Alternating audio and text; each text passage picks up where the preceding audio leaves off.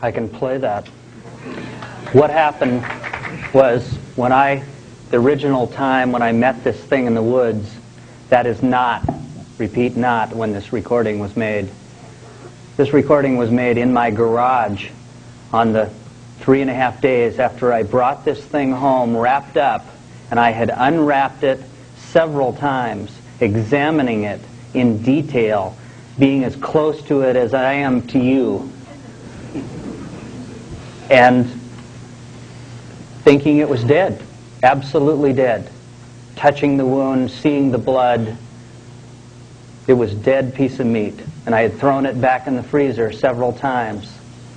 On the third day, I went to the garage to put some things away, and I heard a noise coming from inside the freezer. And I thought it was rats. I thought the compressor was going out. I wasn't sure. But without thinking, I just thought, well, I'll just look inside and check the temperature. Well, I opened the door, and this thing sat up and screamed at me.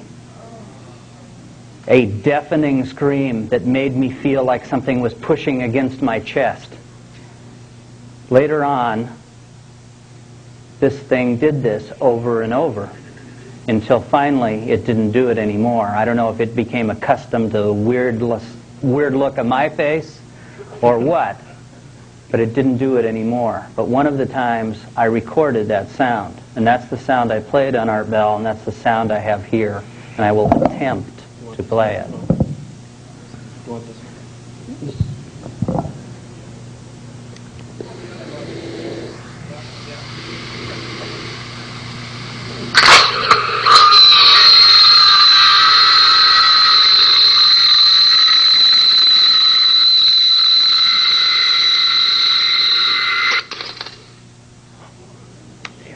He gets real loud. That's the sound that it made.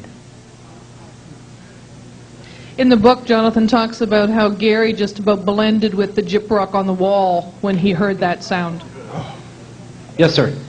Yeah, I came up because I promised Robert I would, and I've got a few comments. Number one, thank you so much for writing your book, for bringing this out, and I have a very selfish reason for you to continue this, because I'm going to give this to people, the people who I've had experiences, and the people who get that glassy-eyed stare when you're telling them about it. And if they think this is a fraud, then I challenge anyone to put something like this together. You know, all the people out there who say, oh, well, he's not doing anything, he's out for money. And that's another thing you're to be commended about. If you guys are out for money, you could have made tons by now. You're right. Along with Dick Clark and Bob Kvyat. I have one thing to say in regard to money, and it's in the book, and I've said it before. Somebody offered me over $1 million for my tape. A collector. And I thought about it real hard. And I decided not to do it, because if I did it, maybe no one would ever see this again. And I can't allow that to happen. I thank you. Thank you. I got one more point to make, too. The Okay. things that have been done to you and others.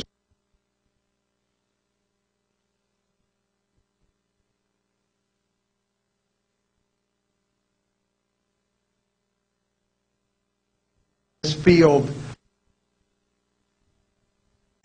People who have seen stuff and experienced stuff and had it's horrendous for any government, but for our government, this is all done in our name also.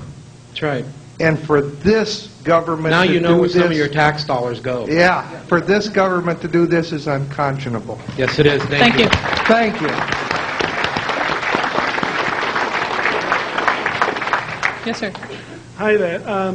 I'm Russell Callaghan from UFO magazine back in the UK. Welcome. And, thanks. I needed to come and just say one or two words here. I've heard some heavy emotion from both yourselves and within the audience. But, well, here goes. I'm 20 years a TV professional. And the camcorder footage we see at the beginning, where we're running through the woods to film the creature, Hyperventilating, very much out of breath. I've picked a camera up and run 20 yards, and I can't stand still to hold the camera for a good 10-15 seconds. You need to catch your breath. Now, we saw some very still shots, and we do have doctors in the audience and doctors speaking, and if there's anybody there, please back me up. The thing you do when you go out of breath is you take a dip. And you were really out of breath, and for me, you'd be down there trying to catch your breath. But you did very well to keep the camera steady. Commend you, if that's the case. But the other thing is, if I turn this microphone that way, you're struggling to hear me now. Yeah, you can't hear a thing? Well, the microphone on a camcorder is at the front of the camcorder. And generally speaking, when you've got the camcorder in your hand, that microphone is facing somewhere out there. But we heard the breathing, the words, and everything very, very clearly. Did you have a microphone on? Hold it. Let's not get this out of control here. Let me answer that. Okay, please do. The microphone on this Nikon 8mm video camera is a unidirectional microphone sticking out of the top. Sure. The viewfinder is on Yes, the it does. top. Okay. The problem here is that These questions have to be asked, my friend, because other fine. people will ask them. I don't have a problem with it. Thank you. Next question. Next question, Okay. please. I'm afraid I agree, Dr. Reed. I have no desire to offend, only to enlighten all of us. Technologically, I've spent 15 years in the television business, and I wanted to ask you, were you using a Steadicam? I do not ask this because I disbelieve or believe. I ask this because we need to know exactly what type of camera it was, what kind of film, and what the conditions were.